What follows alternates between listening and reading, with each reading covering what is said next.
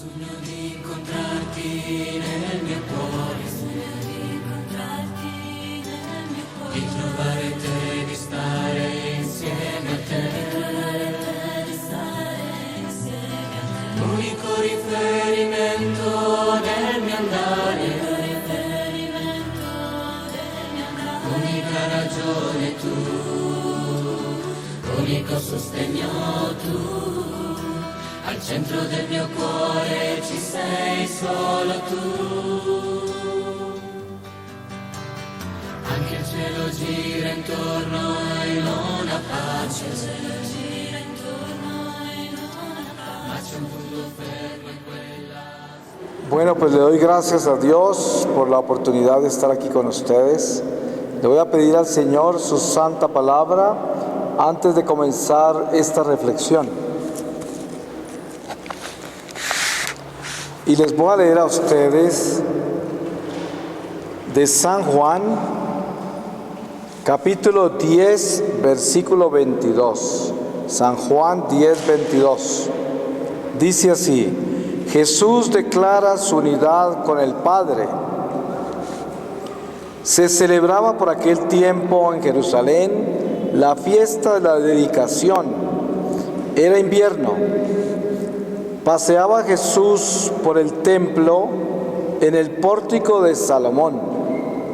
Entonces le rodearon los judíos y comenzaron a decirle: ¿hasta cuándo nos vas a tener en velo?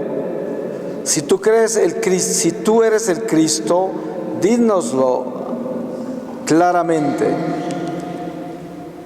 Le respondió Jesús: os lo he dicho y no lo creéis.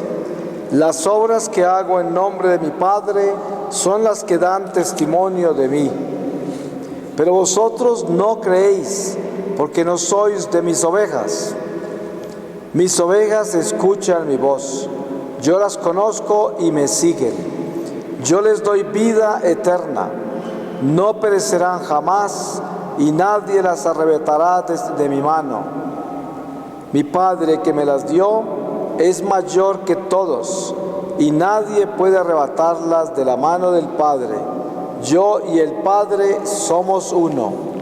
Palabra de Dios. Pues hermanas y hermanos en Cristo, me da mucha alegría estar aquí de regreso en esta muy querida ciudad de Chiquinquirá. Le doy muchas gracias a doña Gladys, don Enrique y todo su ministerio, la misericordia y todo su apostolado, que siempre me han dado tanto apoyo a mi apostolado y que me encanta venir a compartir con ellos estos momentos. Estamos en Cuaresma y cuántas catequesis recibimos nosotros de Cuaresma en cada Cuaresma. Y el Señor, que es tan misericordioso, tan bondadoso, que nos quiere tanto y que quiere que nosotros aprovechemos el tiempo que nos queda para que podamos tener la oportunidad de nacer a la plenitud del mundo espiritual en el momento de la muerte, de nacer con salud espiritual. Ustedes saben que este mundo nos cautiva de una forma tal que se nos olvida que la vida continúa después de la muerte.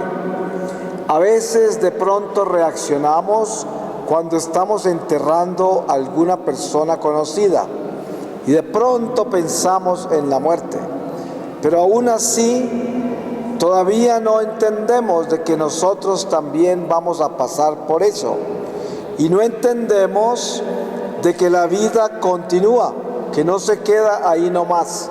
Esto continúa y precisamente todo el Evangelio, todas las enseñanzas del Señor, todo lo que la Iglesia nos enseña es para que nosotros estemos preparados para la transición de esta vida a la otra.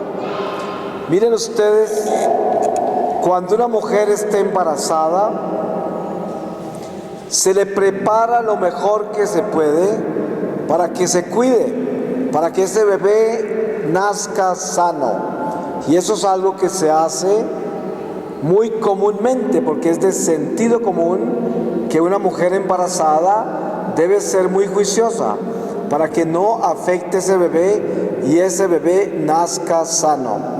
Pues miren, el alma nuestra es como ese bebé y nosotros tenemos que convencernos de que en este momento es el momento para nosotros alimentar esa alma, no es después.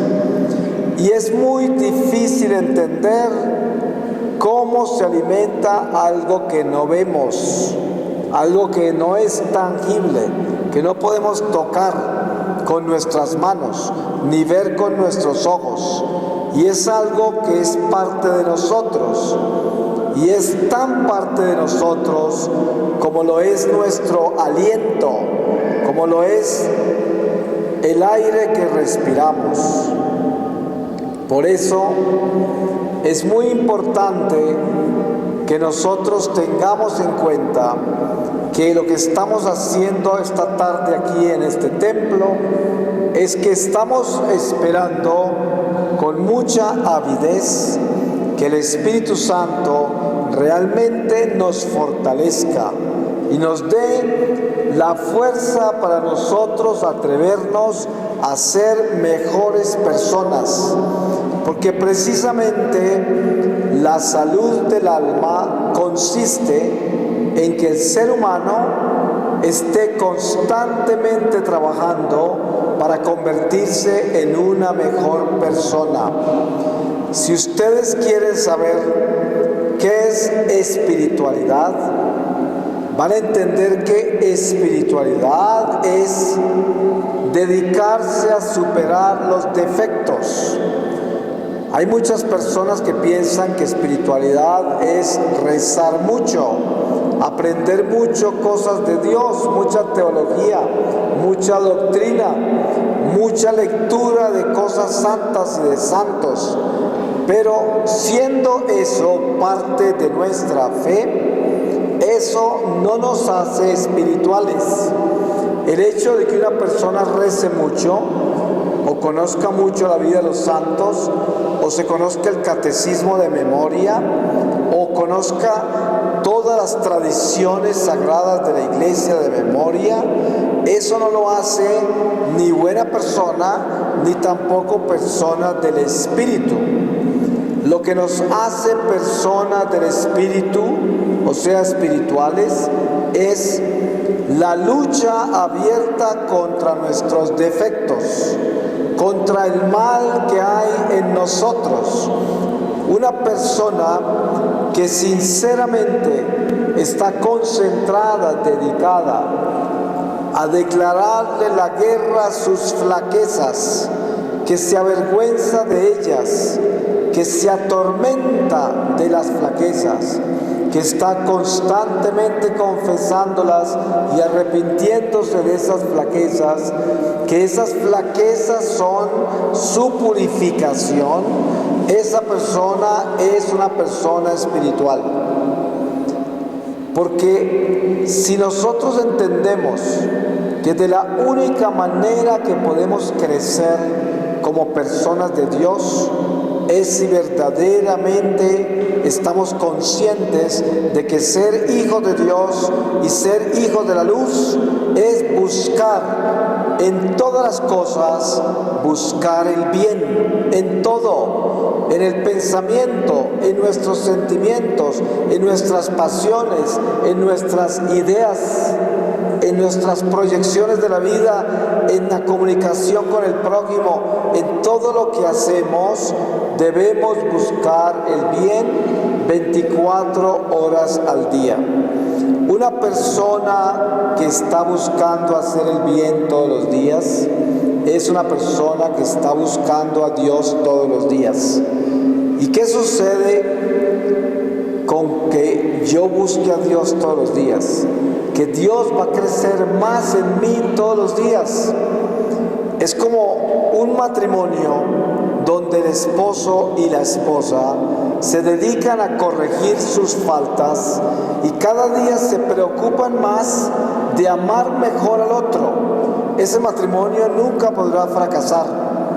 Ese será un matrimonio que siempre estará creciendo más en el amor, en medio de las dificultades y los defectos, que habrán momentos difíciles por causa de las flaquezas de cada uno, pero solo crecerá en el amor cada vez más. Lo mismo la relación entre padres e hijos, entre amigos, entre hermanos. Si estamos buscando el bien común, si estamos buscando convertirnos en mejores personas cada día, somos hijos de la luz. Y al final de esta vida, cuando nos encontremos con el tribunal de nuestro Señor Jesucristo, que sucederá instantáneamente en el momento de la muerte, al final de esta vida, el Señor nos dirá: como todo lo que querías durante toda tu vida, toda tu lucha, fue superar tus flaquezas, mira que ya no tienes ninguna, porque desde el momento en que renunciaste con todas las fuerzas de tu corazón a tus flaquezas, desde ese momento se desaparecieron de mi presencia. Ustedes se dan cuenta que cuando uno tiene un amigo, o el esposo, o la esposa, o una persona con quien uno trabaja, un conocido, y esa persona tiene sus defectos como toda persona, y en un momento dado comete un error que nos ofende o hace cualquier tipo de daño, y esa persona viene a pedir perdón, y hay muchos niveles de pedir perdón. Hay gente que es oportunista, hipócrita y que pide perdón por conveniencia, pero no tiene el corazón en esa reconciliación, sino que le conviene por beneficio personal. Pero aquel que llega a pedir perdón con sinceridad y a excusarse por su defecto que lo llevó a cometer ese error, esa persona siempre es perdonada. Y esa persona deja al ofendido con esperanza. Y ese acto de amor es el que hace la persona grande en Dios, una persona espiritual.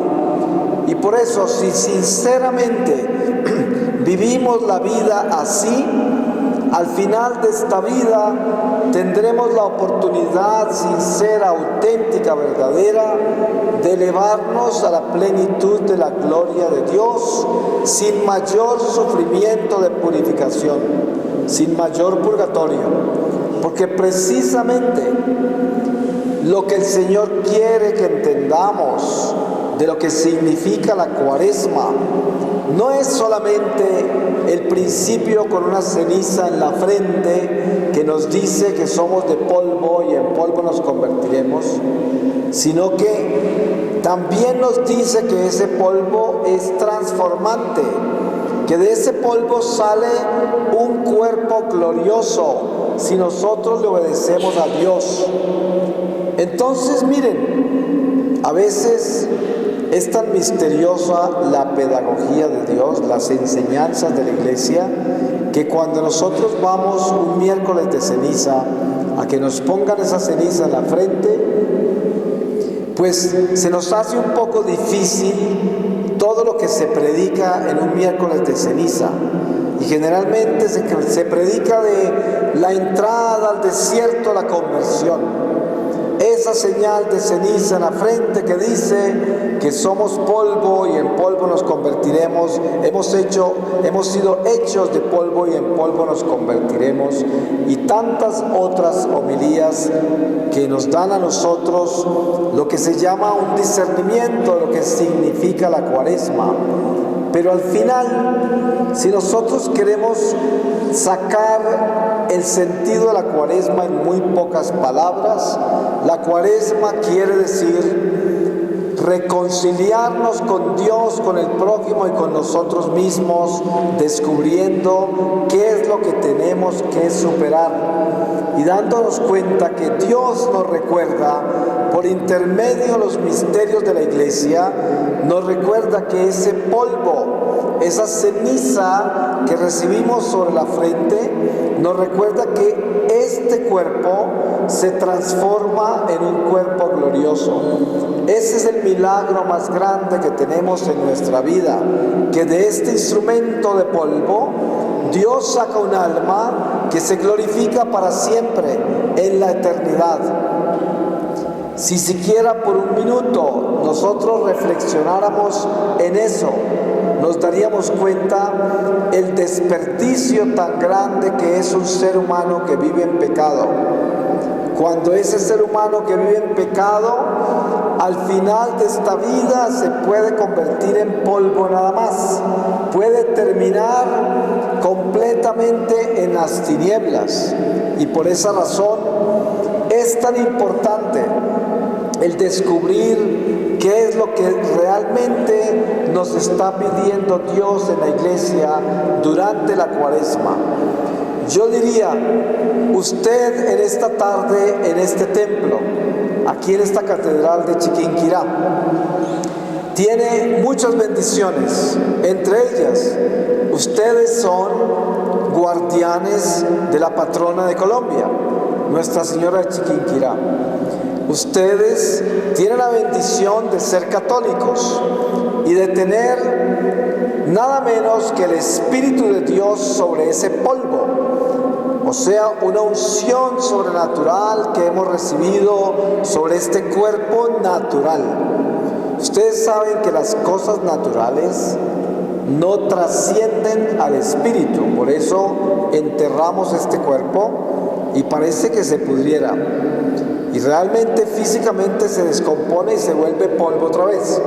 Si ustedes han visto un cadáver que exhuman, o sea que sacan de la tierra del cementerio, después de haber estado enterrado 4 o 5 años, a veces aparece todavía el esqueleto entero, pero si le hacen con un martillo así un poco a esos huesos, se pulveriza.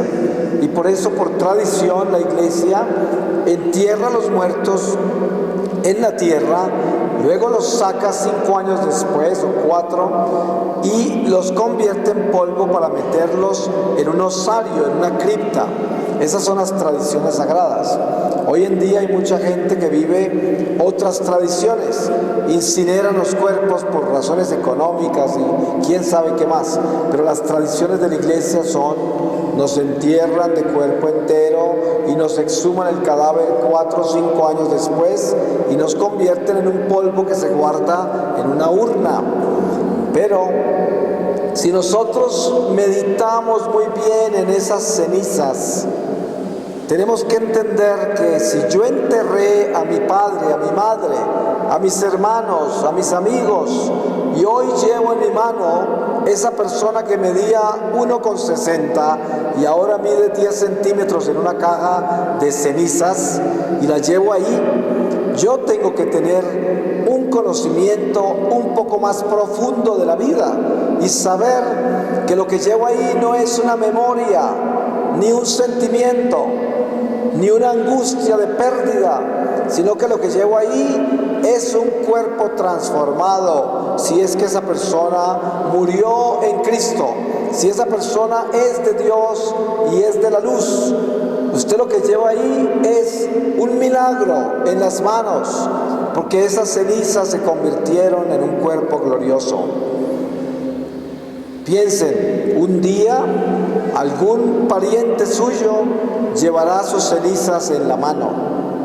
Qué bueno que su espíritu esté tan iluminado que esa persona que lleve las cenizas suyas en la mano pueda sentir que usted no se murió, que usted inclusive llegó a un rango más alto que en el que estaba. Ahora está en la milicia celestial. Y ahora sí que puede trabajar por el bien de la humanidad, ahora sí que puede actuar, ahora sí que tiene poder para hacer cambiar las cosas.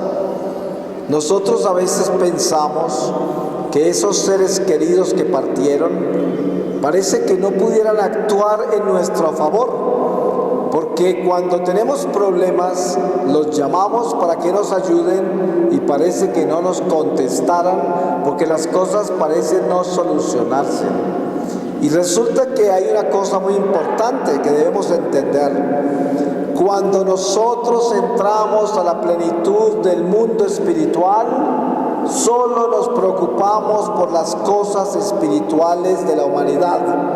Entonces los santos y los ángeles, la misma Trinidad de Padre, Hijo, Espíritu Santo, un solo Dios, se preocupan es de lo espiritual, porque lo espiritual es lo único que trasciende, lo único que permanece. No es que van a despreciar, ignorar, olvidar, descuidar el mundo material y las criaturas que todavía estamos acá en el mundo material. A eso no me refiero, pero me refiero a que el mundo espiritual, los espíritus, nos van a buscar el beneficio que es eterno para nosotros, no el beneficio temporal. Y piensen, la mayoría de las cosas que solicitamos, las solicitamos del mundo material, casi todo lo que le pedimos a Dios.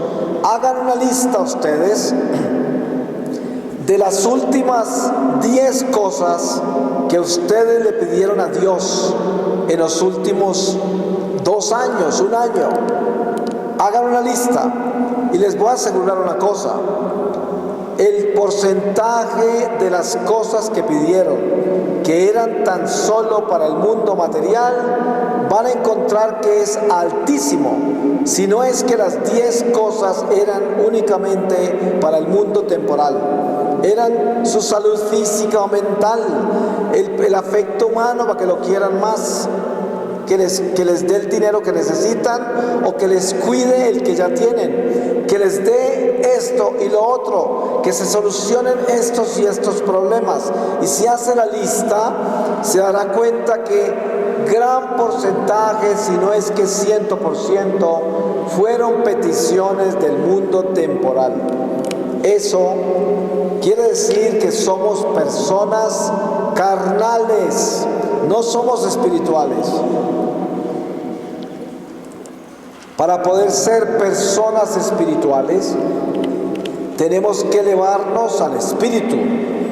Y elevarse al espíritu es atreverse a pedir las cosas que son de arriba. El Evangelio dice: busca primero las cosas de arriba y todo lo demás te llegará por añadidura. Esto no se nos queda en la cabeza, porque cada que vamos a rezar estamos pidiendo como por diosero las cosas de abajo. Y miren, con esto no estoy diciendo yo que a Dios no se le pueden contar nuestros problemas. Pues claro que sí, porque esa es una forma de nosotros hablar con un amigo, el único que es fiel y el único que nos entiende. Y claro que nos vamos a desahogar con él, claro.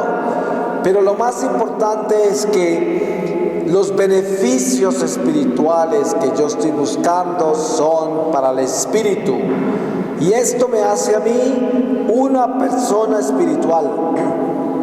Si yo en esta cuaresma comienzo a cambiar mis prioridades y comienzo a concentrarme en pedirle a Dios y a los espíritus de Dios, comienzo a buscar ayuda para que yo solo busque las cosas que permanecen eternamente. ¿Y cuáles son esas?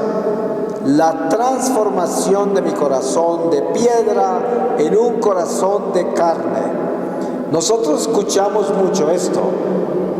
¿Cómo se explicaría usted qué es un corazón de piedra y qué es un corazón de carne? Es muy sencillo. Un corazón de piedra es una persona que está muerta al amor y que está tan solo centrada en sí misma.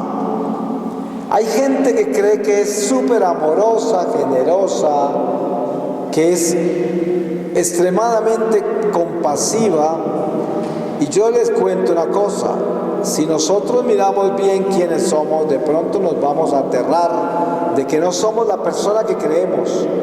Porque muchas veces yo le ayudo a la gente, yo le doy cosas a la gente. ¿Saben para qué? Para que me quieran y me consideren bueno, para que no se conviertan en mis enemigos. Entonces, en pocas palabras, con lo que les doy, me los compro conciencias para tenerlos de amigos míos. Y todo lo que hago, lo hago para comprar, para eso. También muchas veces me preocupo que no le pase nada a mis seres queridos. Pero ¿sabe por qué? Porque yo no quiero sufrir. Porque yo no quiero que me asusten con una mala noticia.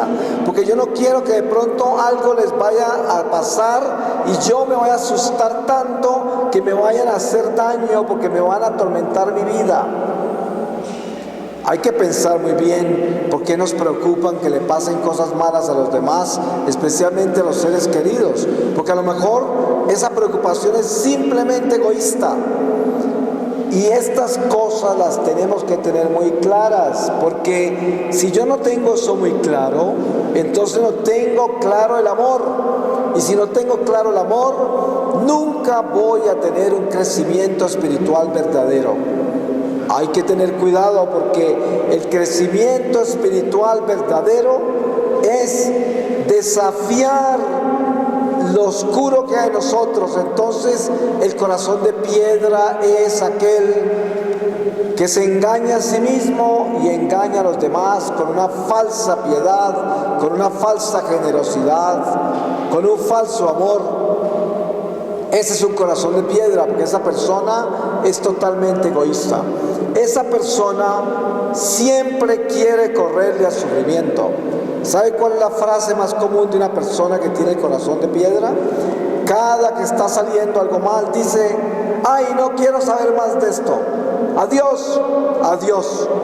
Así se acaban los matrimonios, las amistades, las sociedades, las misiones, los compromisos. Así se acaban. Cuando la persona encargada o la persona comprometida tiene corazón de piedra, siempre saldrá corriendo cuando las cosas no funcionan a su manera. Se desespera y ya se va, ya acabó con todo, ya no cree en nada, ya se le llenó la copa, se acabó todo. Precisamente lo que estamos haciendo acá es entendiendo lo que es cuaresma. Cuaresma, ¿qué es eso? Desierto. ¿Pero un desierto de qué? El desierto donde yo me atrevo a tener sed y hambre de mí mismo. Sed y hambre de mí mismo. O sea que estoy ayunando a mi amor propio. No estoy comiendo y alimentándome de mi egoísmo. No estoy comiendo y alimentando de mis deseos. No estoy comiendo y alimentándome y bebiendo de mis comodidades, de mis conveniencias, sino de mis sueños, de mis ideales, sino que estoy ayunando todo eso. Y no me importa lo que yo quiero, sino que quiero concentrarme en lo que Dios quiere. Eso es cuaresma. Cuaresma es eso. Cuaresma es un ayuno. Miren, podemos nosotros pretender ser los fariseos más grandes, de estar aguantando hambre los viernes, de estar haciendo toda clase de sacrificios, andar de rodillas por todo Chiquinquirá, 20 kilómetros para llegar a la Basílica donde la Virgen, a llorarle, y quién sabe cuántos sacrificios podemos hacer. Y les aseguro que eso es absolutamente insignificante si yo no estoy en ayuno de mi egoísmo, en ayuno de mis deseos, en ayuno de mi comodidad, en ayuno de mi conveniencia. De nada me sirve no comer carne, de nada me sirve arrodillarme y sangrar de estar arrodillado. Porque lo importante de una cuaresma verdadera es saber reconocer ante el Señor lo egoísta que soy. De lo contrario, no habrá cuaresma. Y ustedes saben una cosa: el dolor más grande que puede tener un católico al morir van a ser no solamente las Eucaristías desperdiciadas, sino las cuaresmas desperdiciadas. Ustedes saben que cada cuaresma el Señor nos prepara para la Pascua.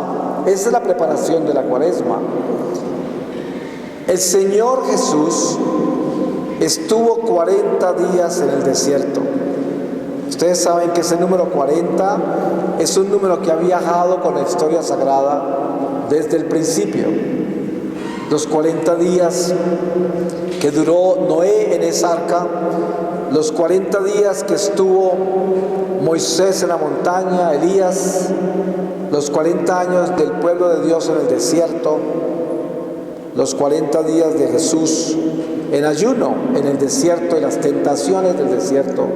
Y ahí tenemos los 40 días de la cuaresma en nuestras tradiciones sagradas de la iglesia, que vienen en una secuencia y herencia, en una tradición sagrada, donde el Señor nos enseña cómo llegar al Espíritu. ¿Ustedes qué creen que estaba haciendo Moisés en la montaña 40 días? ¿Qué estaba haciendo Elías? ¿Qué estaban haciendo?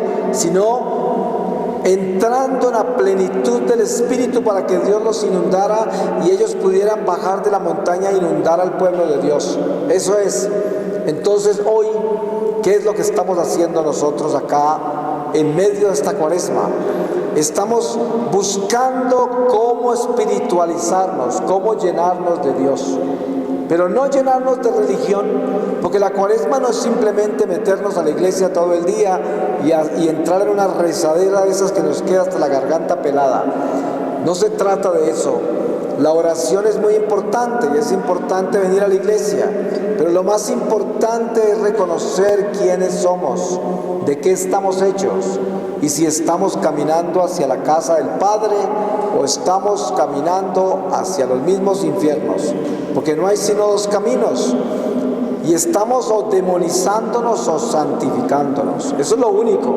Por eso, en esta tarde, si usted quiere hacerse un favor muy grande, piense, ¿qué está haciendo con esta cuaresma?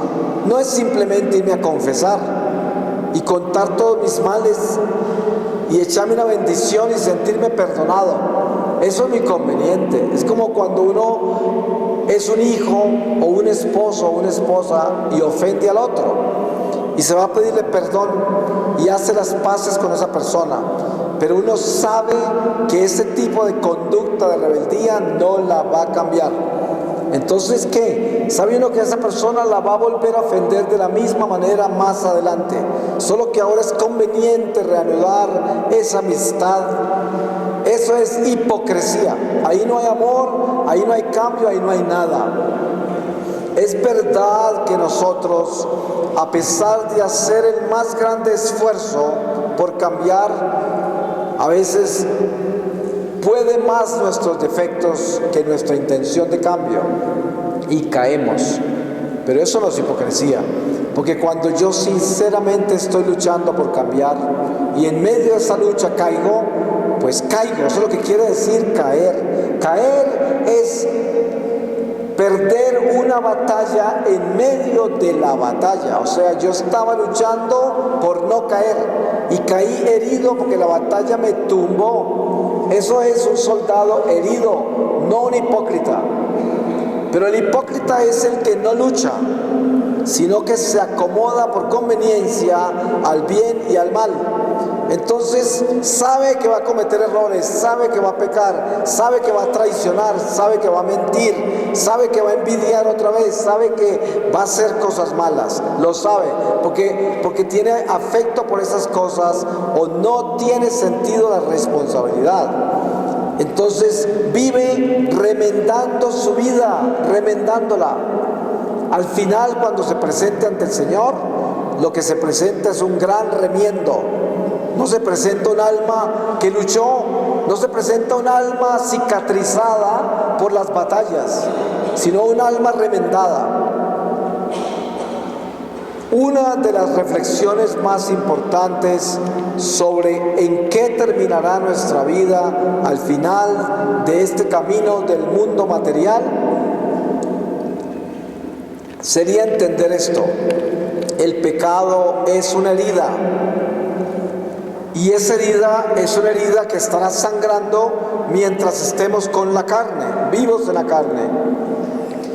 Pero aquel que lucha sinceramente por superar el pecado, que lucha por volverse una mejor persona, y que cuando se cae se levanta lo más rápido que puede, a arrepentirse, a pedir perdón, a enmendarse, al final de esta vida todas esas heridas del pecado, que ya son cicatrices ante el tribunal del Señor, se convertirán en medallas, porque son el resultado de batallas que se lucharon con sinceridad, con todo el corazón, con la intención de realmente triunfar, aunque haya caído muchas veces. Y esto tenemos que tenerlo claro, porque ¿cómo hago yo para tener una confesión sincera en esta Cuaresma? De la única manera que yo podré confesarme sinceramente en esta Cuaresma es si yo de todo corazón, con toda la sinceridad, estoy convencido de que el pecado mortal mata, que es mortal, que eternamente me destruirá, que es la ofensa más grande a Dios y el mal más grande que le hago al prójimo, el pecado mortal, el mal más grande al prójimo. Si yo me convenzo de eso y sé que el pecado mortal se llama mortal porque es mortal y porque es mortal y porque es mortal y porque es que mata y es porque me lleva al infierno, si yo me convenzo de eso, el primer regalo que recibo es el temor de Dios. Ustedes saben cuánto cuesta reconocer que yo no tengo temor de Dios.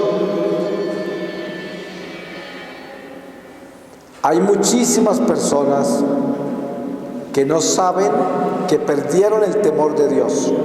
Y estoy hablando de católicos que se confiesan con frecuencia, que están rezando todo el día, que hablan de Dios todo el tiempo y no tienen ni idea que no tienen temor de Dios. Esto es el peligro más grande, el peligro más grande. Porque miren, ustedes saben de qué está hecho una mujer infiel, de qué está hecho un hijo calavera, de qué está hecho un ladrón, de qué está hecho un mentiroso. Está hecho de la falta de temor de Dios, de eso está hecho. ¿De qué está hecho un hipócrita? De la falta de temor de Dios, de eso está hecho un hipócrita. Y hoy es importante que nosotros nos adentremos en este corazón y nos preguntemos cuánto temor de Dios tenemos. Yo les cuento una cosa, no hay persona más peligrosa sobre la faz de la tierra que un ser humano que no tiene temor de Dios. Ese es el ser más peligroso que pueda haber. Esa persona puede hacer las cosas más espantosas en cualquier momento, porque como no tiene a quién temer, lo único que teme es lo que pueda perder, y por eso se cuida únicamente en no hacerse daño a sí mismo en las cosas que le conviene. Pero lo contrario, lo que piense Dios, lo que Dios dijo, lo que Dios pidió, le importa un bledo, como dicen en lenguaje popular, porque no tiene ningún valor el temor de Dios. Y esto es lo que nosotros debemos tener en cuenta. Si yo estoy faltando a la caridad, si soy tan duro con la gente porque estoy de mal genio, perdí el temperamento y me siento aburrido hoy porque me ha ido muy mal, tengo dolor de muela, quién sabe qué, recibí una mala noticia, no me hablen que estoy de mal genio. Si estoy así y no me importa que le falta la caridad a todo el mundo en ese día, y eso quiere decir que a mí me importa nada la paz de los demás, la vida de los demás, la dignidad del otro. Y estas cosas son abismos en nuestra vida. Porque ¿qué tal que vivamos así todo el tiempo? Nos volvemos unos monstruos, porque entonces nunca vamos a hacer lo que le conviene al alma, sino lo que nos conviene en la carne, que son las conveniencias naturales. El hipócrita siempre justifica sus actos, siempre. Llegó tarde y nos llamó, y y se inventa 50 mentiras. Se le quitó a un compromiso, se inventa 50 mentiras. Fue y ofendió a todo el mundo y al otro día viene a pedir perdón, pero ¿sabe qué dice cuando pide perdón? Ay, es que estaba muy confundido, muy cansado, es que me dolía. O sea, no pidió perdón. Ustedes saben que cuando una persona viene a pedir perdón, pero se excusa y justifica por qué hizo las cosas malas, no pidió perdón. Es como alguien le escribe a uno para decirle que, pues como que a pedirle perdón, pero le dice 50,000 cosas malas de lo que cree que uno ha hecho, y entonces no se reconcilia con uno, sino que lo vuelve a insultar. Y esto sucede mucho, que una persona se acerca y dice: ay, yo te perdono por todo lo que pasó, qué cosa tan horrible, todo eso, como eres una persona tan difícil y tu temperamento es tan complicado y me ofendiste tanto, me hiciste tanto dolor y esto, pero yo te perdono. Y no, eso es mentiras, ahí no hay perdón, no hay nada. Lo que hay es otro regaño, es otra puñalada, es otra pedrada, ahí no hay arrepentimiento, porque el que se arrepiente jamás se va a ensañar en la herida. ¿Cómo se va a ensañar? Viene a agachar su cabeza y dice: perdón, yo cometí un error, te ofendí, punto, se acabó, ahí terminó, si es verdad que está pidiendo perdón. Entonces, usted va a llegar donde Dios a pedirle perdón y a decir: Señor, tú sabes lo confundido que he estado, por eso robé. Señor, tú sabes lo enfermo y desesperado que estoy, por eso cacheteé a mi mamá. Mire, Señor, todo esto, lo otro, estas son mentiras. Yo no puedo excusarme de nada que he hecho mal, no puedo excusarme, porque eso no es arrepentimiento. El arrepentimiento verdadero es: yo pequé, Señor, la culpa es mía, perdón, Señor, yo hice el mal. Ese es el arrepentimiento, y ahí termina, y tiene que ser eso.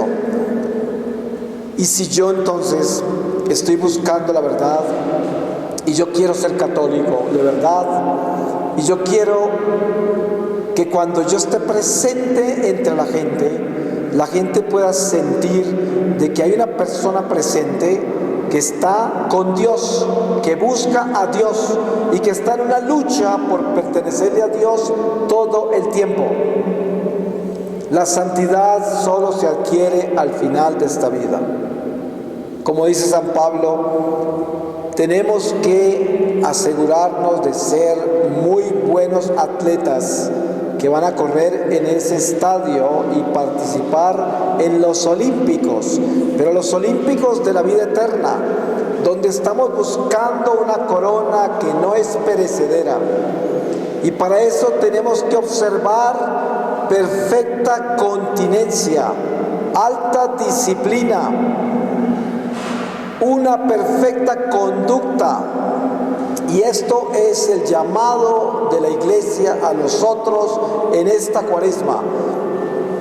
La Cuaresma para el católico es un acuartelamiento del ejército de Dios para que se prepare para la batalla que sigue. Esa es la Cuaresma, es el ejército en el cuartel que lo llama el Señor a la Iglesia para que se encierre en ella y se prepare, limpie lo que tiene que limpiarse, fortalezca lo que tiene que fortalecerse, sane lo que tiene que sanar, desate lo que tiene que desatar, rompa cualquier cadena que lo tenga amarrado. Esa es Cuaresma, y entonces nos preparamos para seguir la batalla que nos espera.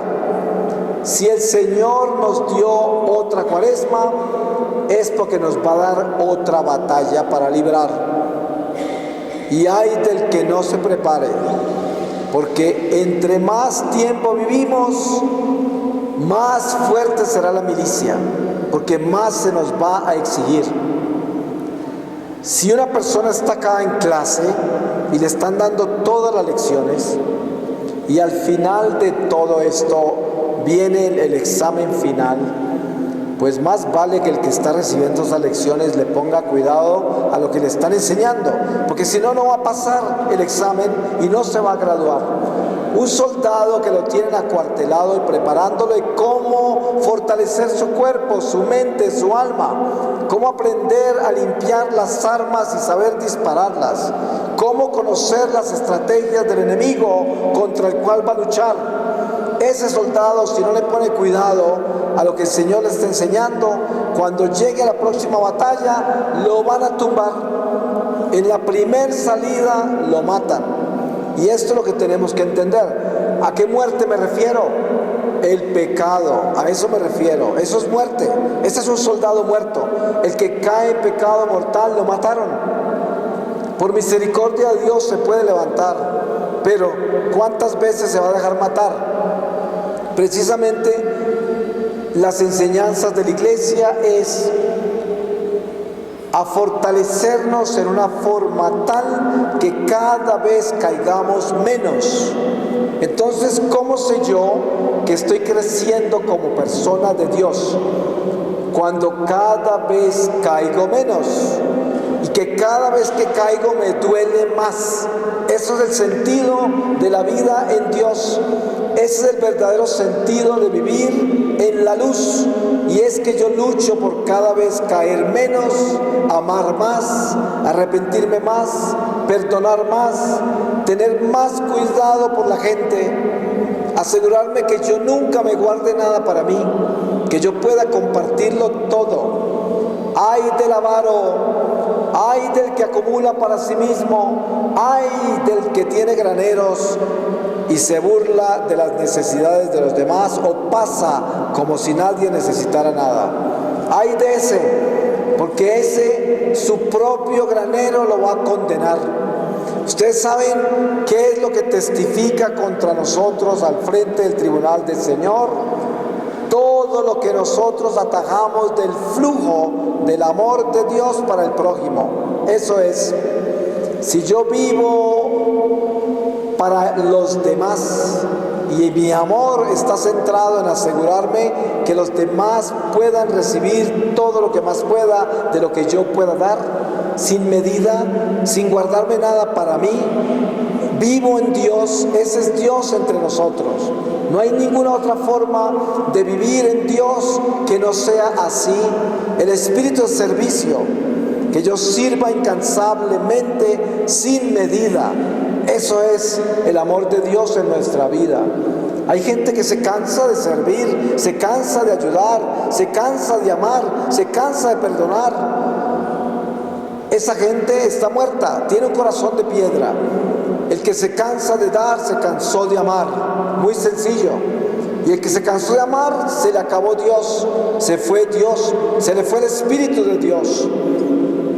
Y aquí estamos, cada uno de nosotros, enfrentados a una realidad inescapable, de la cual no podemos escapar. Y la realidad es esta: la persona que usted es en este momento no puede hacer nada para negar que esa persona es lo que usted es. Lo que usted es en este momento, ¿quién lo podrá negar o cambiar en este momento? Nadie. Eso que usted es por dentro, que solo usted sabe quién es, eso no lo puede cambiar en este momento, a no ser de que sea tan sincero y tan valiente que acepte la propuesta del Señor de lo que Él quiere de usted en esta cuaresma, que es: desnúdate, desenmascárate, atrévete a verte con sinceridad, piensa las cosas que haces por el prójimo, ¿por qué las haces? Piensa en eso. Cuando tú haces algo por el prójimo, desnúdate. ¿Por qué lo hiciste? ¿Qué estás buscando con eso? ¿Realmente amas? ¿Realmente te preocupas por el otro? ¿Realmente quieres hacer a la otra persona feliz? ¿Quieres que esa persona sienta que fue amada y que Dios la bendijo a través tuyo? ¿O es que eres simplemente un egoísta, un pretencioso, un vanidoso, que estás ayudándole a los demás para sentirte mejor que ellos? Para sentirte que tienes y los demás no tienen. Para sentirte que eres esa persona tan generosa. ¿O por qué visitas a un enfermo? ¿Por qué? ¿Para quedar bien? Para que ese enfermo, la familia se acuerden que estuviste ahí cuando se enfermó. ¿Por qué razón vas a un funeral? ¿Fuiste a llorar ¿Fuiste a qué hiciste de chismoso? ¿Fuiste a aparentar para que se dieran cuenta que estuviste presente al lado del muerto? Por los que quedaban al lado del muerto y no por el muerto. ¿Cuántas cosas suceden así?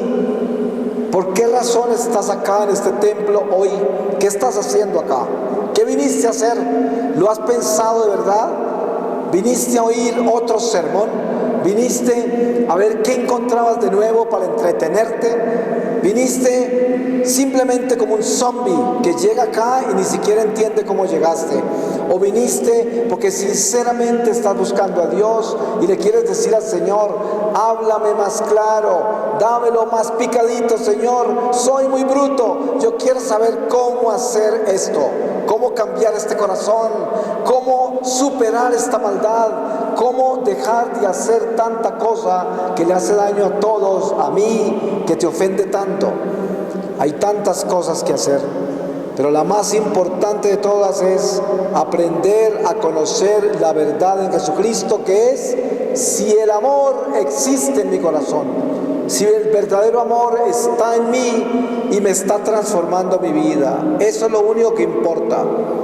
Cuaresma no será cuaresma si yo no me meto en el desierto de mi corazón y de ahí saco las raíces del mal, como quien deshierva un jardín y quien remueve las aguas estancadas que ya hieden cuando se mueven, porque hay tanta podredumbre ahí. Y el Señor quiere que nosotros deshiervemos este jardín de nuestro corazón.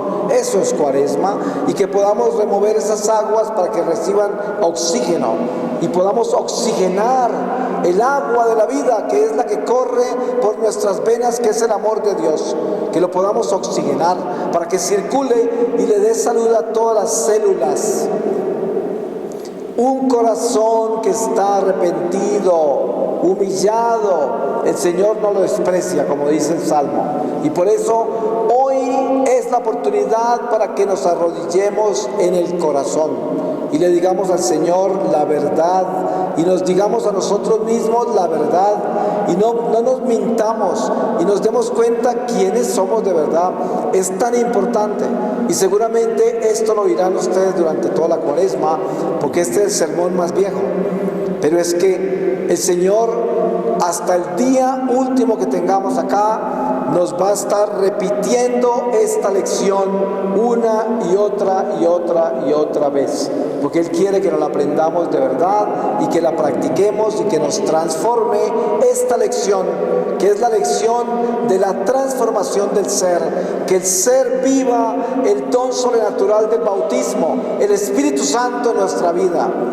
Qué horrible, qué feo que es ver personas que no quieren cambiar y que tienen los mismos defectos sin ningún arrepentimiento y que siguen arrastrando toda esa indiferencia, esa maldad, y no se les ve ningún interés para cambiarlo.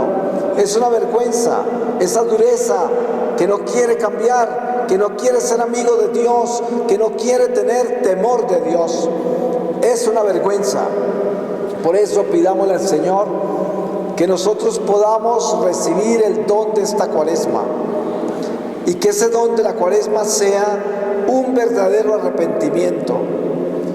Si alguno de ustedes en este templo hoy se encuentra en pecado mortal, que Dios le dé la gracia de que se asuste, de que se llene del temor de Dios, que salga corriendo de acá a confesarse y a cambiar su vida.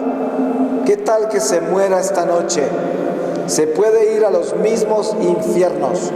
Una persona que esté en pecado mortal acá, ¿qué tal que salga y la pise un carro afuera? Se puede ir directo a los infiernos. No jueguen con fuego. No se jueguen la vida en la ruleta rusa. Ustedes tienen que despertar. Y si usted es un hipócrita que vive confesando de todo el tiempo, vive de rodillas todo el tiempo, haciendo de 50,000 oraciones, y usted es una persona injusta, que no tiene caridad, envidiosa, mentirosa, chismosa, vanidosa, ojo, porque está peor que todos. Usted sí que está en peligro. porque Dios detesta al hipócrita. El Señor vomita al hipócrita de su boca. Y esto tenemos que sacudírnoslo, porque es que no hay tiempo. No hay tiempo, no se engañen. El demonio les puede hacer creer a ustedes que tienen tiempo. No tienen tiempo, no tienen tiempo. Me imagino que aquí en Chiquinquirá deben haber varias casas funerales. Yo les recomiendo un ejercicio cuaresma bien bueno. Pásense por las casas funerales de la ciudad y visítelas aunque sea por un minuto. Y recórrase en esos salones donde tienen los muertos ahí, velándolos. Y si se atreve, pregúntele, a ver, trate de enterarse qué pasó con ese muerto. Usted va a encontrar hoy en día cuánta gente muere de repente, muere asesinada, muere sin haber tenido ninguna oportunidad para arrepentirse, para hacer nada. ¿Ustedes saben cuál es el porcentaje de muertos que se mueren preparados? Que estaban en un lecho con toda la familia, con un sacerdote, se arrepintieron, se prepararon. ¿Sabe cuál es el porcentaje de eso? Mínimo, mínimo. Porque estamos viviendo en un mundo de gente sin Dios, de gente que no se prepara, de gente que no está consciente de que ya llega el día del Señor. El Señor llega como un ladrón en la mitad de la noche. No nos dejemos sorprender. Un buen retiro de cuaresma, recórrase las casas funerales y mírese en ese ataúd. Usted diga, para allá voy yo soy el próximo, a mí ya me viene el ataúd, ya me van a enterrar. Eso tenemos que tenerlo acá.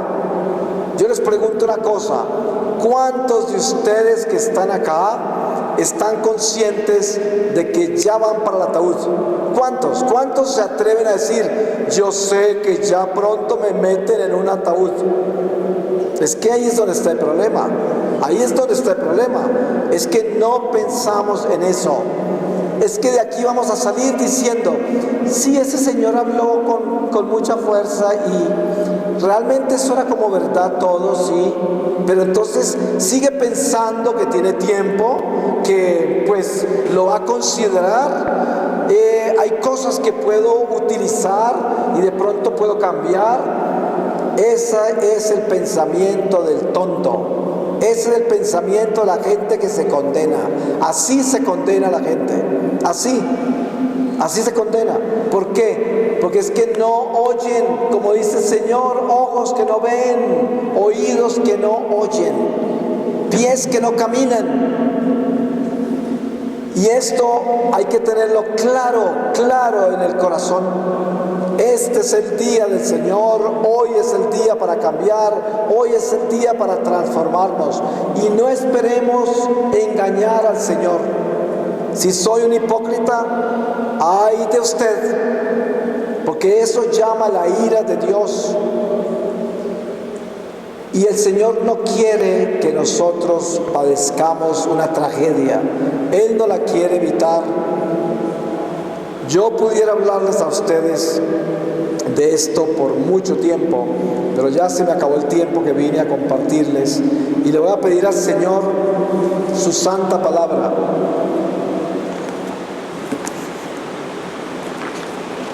Y le voy a leer a ustedes de la segunda carta de San Pablo a Timoteo, en el capítulo 1, desde el versículo 8, y dice así: así pues, no te avergüences del testimonio de nuestro Señor, ni de mí, su prisionero. Al contrario, comparte conmigo los sufrimientos por el Evangelio con fortaleza de Dios, que nos ha salvado y nos ha llamado con una vocación santa, no en razón de nuestras obras, sino por su designio y por la gracia que nos fue concedida por medio de Cristo Jesús desde la eternidad. Esta gracia ha sido mostrada ahora mediante la manifestación de Jesucristo nuestro Salvador, que ha destruido la muerte y ha revelado la vida y la inmortalidad por medio del Evangelio, del que yo he sido constituido predicador a apóstol y maestro. Y esta es la razón por la que padezco estas cosas. Pero no me avergüenzo, pues sé que en quien he creído y estoy seguro de que tiene poder para conservar mi depósito hasta aquel día. Ten por norma las palabras sanas que me escuchaste con la fe y la caridad que tenemos en Cristo Jesús. Guarda el buen depósito por medio del Espíritu Santo que habita en nosotros. Ya sabes que me han abandonado todos los de Asia, entre ellos Figelo y Hermógenes. Que el Señor tenga misericordia con la casa de Onésiforo, porque me alivió muchas veces y no se avergonzó de mis cadenas. Es más, en cuanto vino a Roma, se apresuró a buscarme hasta que me encontró. Que el Señor le conceda encontrar misericordia aquel día. Por lo demás, tú sabes mejor cuántos servicios prestó en Éfeso. Palabra de Dios. Pues qué bueno sería que ante el tribunal del Señor pudiéramos tener nosotros cartas de recomendación de los santos ante el tribunal del Señor. Ustedes saben que cada vez que hacemos una obra de caridad, el ángel de esa persona nos bendice con su luz. Y el día que aparezcamos ante el tribunal del Señor, tendremos tanta luz como obras de amor hayamos hecho. Porque cada obra de amor es bendición de ángel. Eso quiere decir un testigo ante Dios de una obra de amor con el prójimo. De la misma manera, cada vez que le faltamos al prójimo y le hacemos mal al prójimo, tenemos un ángel atestiguando contra nosotros ante el tribunal del Señor. Por eso, cuidémonos de nuestra contabilidad, asegurémonos de tener los números en verde y no en rojo. Pues me ha dado mucho gusto y le doy gracias a Dios por todos ustedes y le ruego al Señor y a la Santísima Virgen de Chiquinquirá de que les dé a todos la gracia de vivir una verdadera cuaresma transformante, una cuaresma de sinceridad, una cuaresma de entrega verdadera, donde ustedes se atrevan a mirarse en el espejo y no tener miedo de reconocer quiénes son de verdad y la necesidad que tienen de cambiar todo eso. Amén.